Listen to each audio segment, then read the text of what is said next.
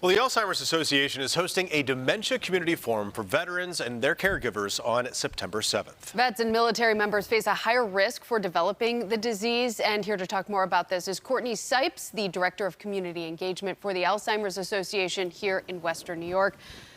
Thank you so much for joining us. Let's first start out with some of the events you guys have put on this year, how well they've gone. You guys are doing so much in this community. Yeah, thank you.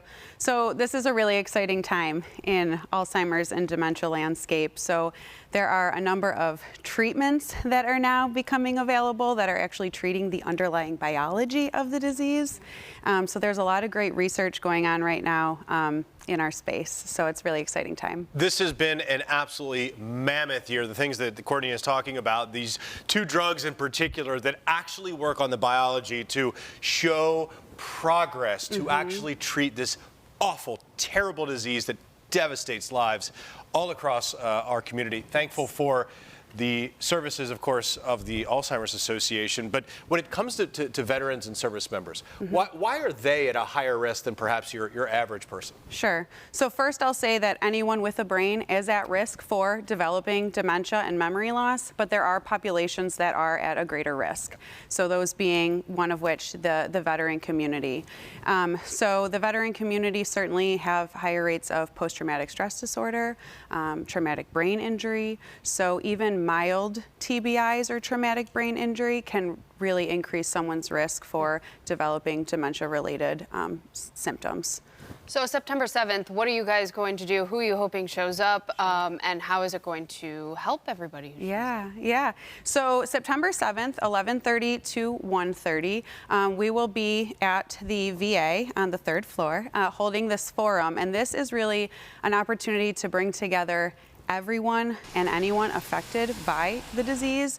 It's open to veterans themselves who may be concerned about their own memory or may have a diagnosis of dementia.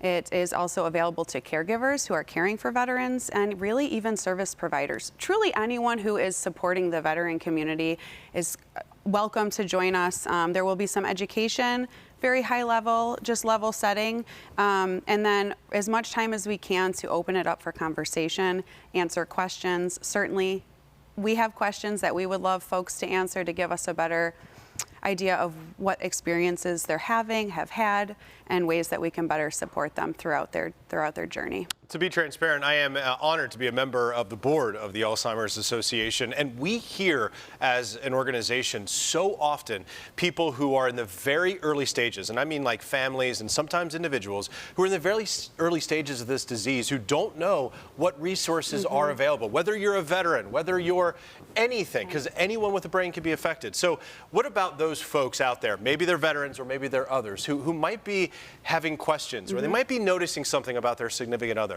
What should they do? What are those first steps to take? Well, first, I would say definitely reach out to us at the Alzheimer's Association, the Western New York chapter. We're local. We serve the 8 counties of Western New York. But if you're caring for a loved one that might not be in this state, just know that there are chapters throughout the United States. So certainly reach out to us as a resource. We're there to support you, but also having that conversation with your doctors is really important. There are a lot of programs and services that we offer. Everything is free of charge. It ranges from education, support groups, safety services, a lot of things that unfortunately can go undiagnosed, unresolved. So we're there to get people as early as possible linked with services and supports. Awesome. Thank you so much, Courtney, for what you do and everything that obviously the Alzheimer's Association as a whole does for this community. Thank you. Thanks, Courtney.